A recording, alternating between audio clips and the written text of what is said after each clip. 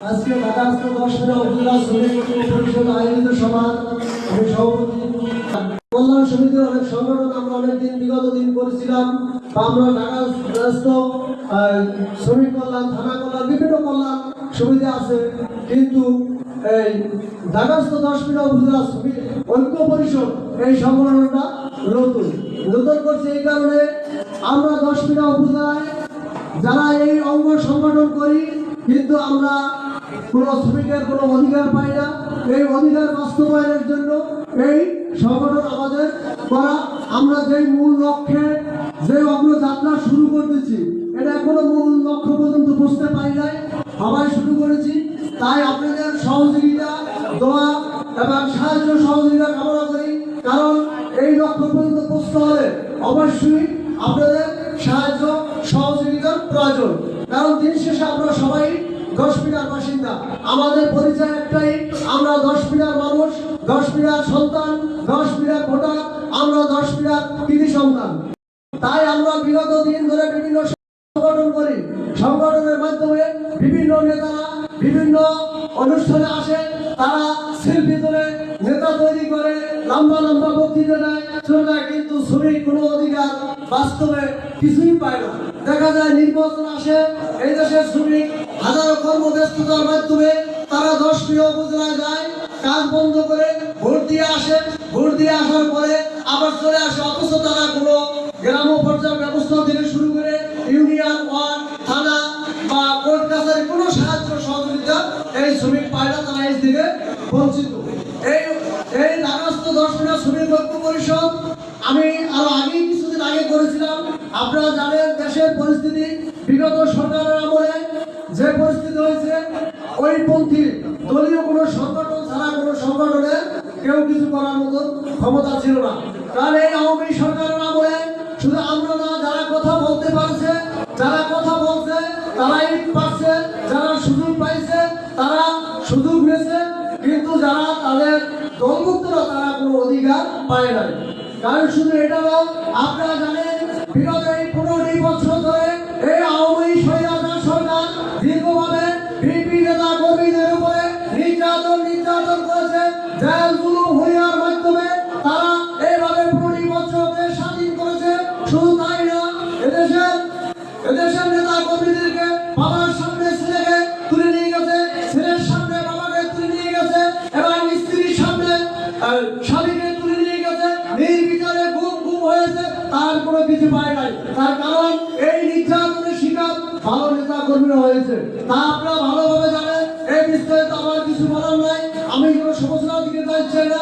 তার কারণ হলো দীর্ঘ এই বৈষম্য ছাত্র আন্দোলনে আপনারা জানেন নির্বিচারে এই পাখির মতন গুলি করে জুলাই আগস্টে যে ছাত্রদেরকে হত্যা করা হয়েছে, তাদের রক্তে, ছাত্রদের রক্তে রাজপথ রঞ্জিত হয়েছে, এবং নির্বিচারে এদেশের মানুষকে হত্যা করেছে, তার কোনো বিচার নাই। বৈষম্য জুলাই আন্দোলনে, ছাত্র আন্দোলনে 18 জুলাই এবং 5 আগস্টে এই পুরো উদ্বোধন ঘটেছে, তা আপনারা ভালো করে জানেন। শুধু তাই না, মে মাসের 5 তারিখে নির্বিচারে সাধারণ মানুষকে হত্যা করেছে, শাপলা চত্বরে পিলখানার হত্যার ইতিহাস তা আপনারা জানেন।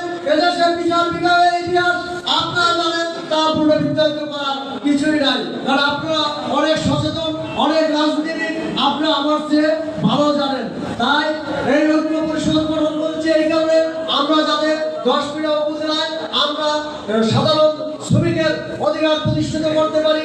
সাধারণ অধিকারের একটা শ্রমিকের অভিভাবক এই জিনিসটা নাই, এই জিনিসটার জন্য আমি শ্রদ্ধা জানাই। যে দল ক্ষমতা আসে তারাই দশমিনার আগামী দিনের জনগণের ধারক বাহক, আগামী দিনে যারা ক্ষমতা নেবে তাদের প্রতি আমি শাহআলম ভাই আমার শ্রদ্ধায় তার স্মরণপূর্ণ হয়েছি, যে তার মাধ্যমে শীর্ষ পর্যায়ের নেতা, এটা তো আমি চেষ্টা করলো, শত চেষ্টা করলো এই শ্রমিকের অধিকার বাস্তবায়ন করতে পারবো না।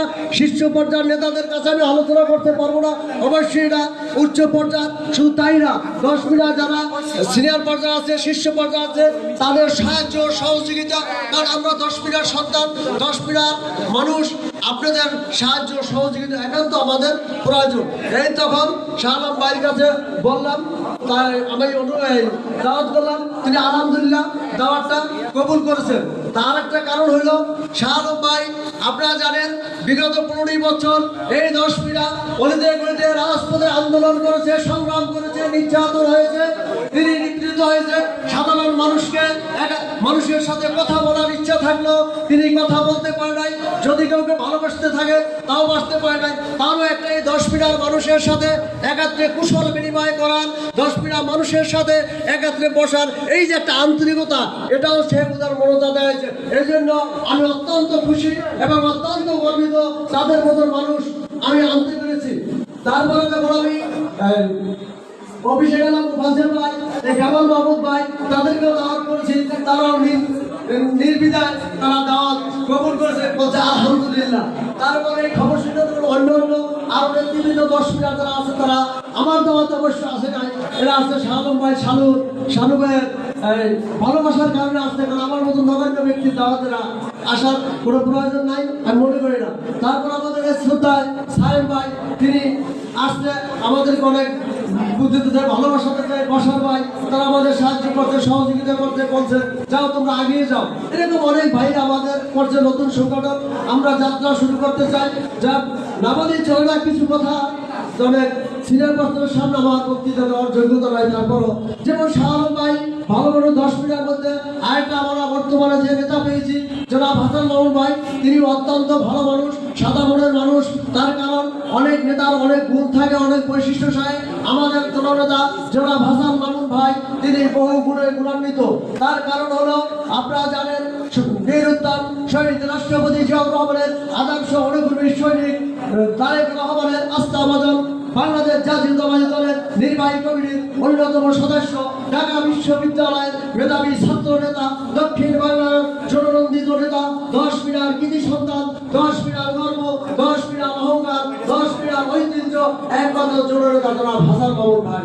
তার কারণ এই হাসান মামুন ভাইও জনগণের পাশে আছেন। তিনি এমন একজন আদর্শ ব্যক্তি, কলঙ্কমুক্ত ব্যক্তি।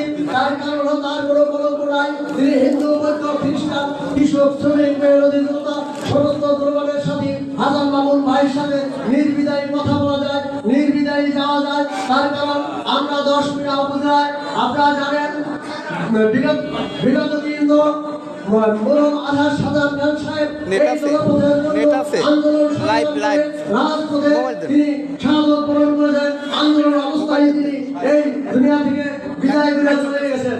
কিন্তু সাধার খান সাহেবের এই 10 পীড়া বলা জীবন অনেক অবদান, তারপরে তিনি চলে গেছেন। আল্লাহ কামনা করে উচ্চ মাকামে কোথায়। তারপর আমরা হাসান মামুন ভাইকে পেয়েছি, এমন একজন আদর্শবাদী নেতা, যে নেতার আদর্শী ধরে কখনো দুর্নীতি করতে পারে না, যে নেতার আদর্শী ধরে কখনো নারী নির্যাতন করতে পারে না, যে নেতার আদর্শী ধরে কখনো চাঁদাবাজি করতে পারে না, ধর্ষণ করতে পারে না। এমন একজন রাজপথের সংগ্রামী অপসীম নেতা আমাদের প্রয়োজন। সেই নেতাই এই নেতা জনতা জনাব হাসান মামুন ভাই।